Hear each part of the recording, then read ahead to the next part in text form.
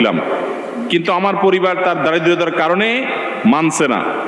আমি যার সঙ্গে থাকবো সারা জীবন তার কি ঈমান থাকা প্রয়োজন নাই, পর্দা থাকা প্রয়োজন নাই, নাকি তার সম্পদ থাকা প্রয়োজন?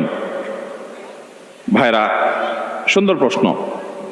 বহু যুবক আছে, যদিও আগে ভুলটা বলি, কোনো মেয়ে পর্দানসীন, কোনো মেয়ে দিনদার নামাজি, এটা দেখে আপনি তাকে ভালোবাসছেন, মানে প্রেম করছেন।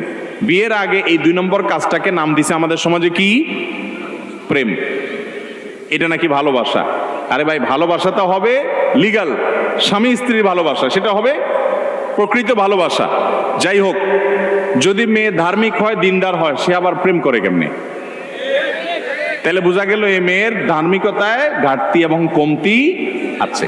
তারপরেও আপনার কাছে মনে হয়েছে আপনার কপালে এসে ভালো জুটবে না, সে নামাজ কালাম পড়ে, বোরকা পরে, হালাল হারাম বুঝে, আল্লাহর ভয় আছে, তো আপনি তাকে দিনদারিতার কারণে, হয়তো আপনি প্রেমে জড়ান নাই, দিনদারের কারণে বিয়ে করতে চান, কিন্তু বাবা মা বিয়ে দিতে রাজি না। একই কথা উল্টা ক্ষেত্রে হয়, অনেক মেয়ে অনেক ছেলের দিনদারিতার কারণে বিয়ে করতে চায়, বাপ মা তাকে দিতে চায় না। ভালো করে শুনে রাখেন, যদি কোনো বাপ মা শুধু পয়সাওয়ালা পাত্র পাত্রী খোঁজে, ও যে কথিত আছে না যে আজকাল বিয়ে হয় মানুষের সাথে মানুষের খুব কম, বেশিরভাগ হয় এক পক্ষে টাকার বস্তা, আরেক পাশে ময়দার বস্তা। এক পাশে ময়দার বস্তা, আরেক পাশে টাকার বস্তার সাথে ময়দার বস্তার বিয়ে হয়। তো অভিভাবকরা যদি এরকম টাকার বস্তা খোঁজে, এছাড়া বিয়ে না দেয়, তাহলে আপনি দিনদারিতাকে অগ্রাধিকার দেওয়ার অধিকার আপনার আছে। আপনার বাবা মার এই অধিকার নাই যে সে আপনাকে দিন বিমুখ কোনো পাত্র পাত্রীর সাথে বিয়ে করতে বাধ্য করবে, এই অধিকার তাদের নেই।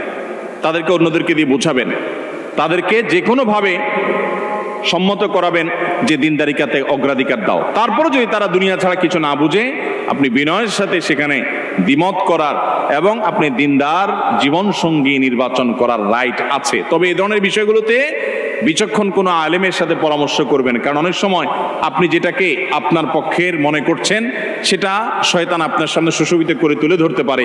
অনেক সময় মুরব্বীরা দিনদারিতার বিরোধিতা করে না, কিন্তু আপনার কাছে মনে হচ্ছে দিনদারিতার বিরোধিতা করছেন। এই জন্য ব্যালেন্স করার জন্য কোনো বিদগ্ধ আলেমের সাথে ব্যক্তিগতভাবে পরামর্শ করে তারপর ডিসিশন নেবেন। এরপরের প্রশ্ন হলো, কিছু মানুষ মসজিদে জায়নামাজ বিছিয়ে জায়গা দখল করে রাখে, বিশেষ করে ঈদের নামাজের সময় এই কাজটি অনেক বেশি দেখা যায়, এটা কতটুকু শরীয়ত সমর্থন করে? ভাইরা আমার, আমাদের দেশে অপকর্মটা বিভিন্ন মসজিদে ঈদগাহে হয়। মসজিদে ইমাম সাহেবের পেছনে 4-5টা জায়নামাজ দখল করা থাকে, এগুলাতে কেউ বসতে পারে না, কারণ এখানে অমুক সাহেব তমুক সাহেব তারা বসে। আছে না না এরকম? এই কাজটা পরিষ্কার গুনাহের কথা। এরকম জায়নামাজ দিয়ে জায়গা দখল করা জায়েজ? যদি এমন হয় যে আপনি জায়নামাজ নিয়ে এসে বসেছেন, জায়নামাজ নিয়ে এসে বাসা থেকে বসেছেন, এখন আপনি ওয়াশরুমে গেছেন 2 মিনিট 4 মিনিটের জন্য ওযু করতে গেছেন, তাহলে এখানে আপনি আপনার জায়গা যেহেতু বসছেন আগে এসে এটা রেখে গেলেন, এটা একটা পর্যায়ে গ্রহণযোগ্য। কিন্তু আপনার আসার খবর নাই, আগে থেকে মুয়াজ্জিনকে দিয়ে একটা জায়নামাজে দখল করে থুয়ে দিয়েছেন, আসবেন সবার শেষে যায় দাঁড়াবেন জায়নামাজে। এই মাতবরি, এই সর্দারি এবং এই মাস্তানি দুনিয়ার সব জায়গা চললেও মসজিদে চলবে? মসজিদে যে আগে আসবে সে আগে বসবে, এখানে আগে জায়গা দখল রাখা সম্পূর্ণ নাজায়েজ এবং গুনাহের কথা। এটা মসজিদের সাথে বেয়াদবি, আল্লাহর শানে বেয়াদবি।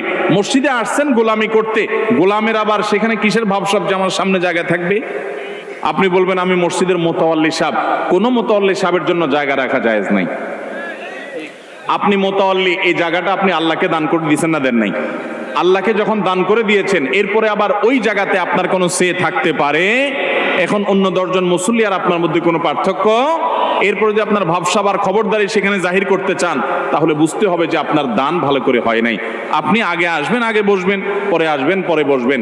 কোনো মানুষকে বাধাগ্রস্ত করে ইমাম সাহেবের পিছনে 5-7টা 10টা জায়নামাজ রাখে, এটা জাহিলি যুগের, আইয়ামে জাহিলি যুগের মানুষের বর্বরতা। এটা কোনো সভ্যতা নয়, এটা শরীয়তে কখনো জায়েজ হতে পারে? কোনো আলেম এটাকে জায়েজ বলার কোনো সুযোগ নেই।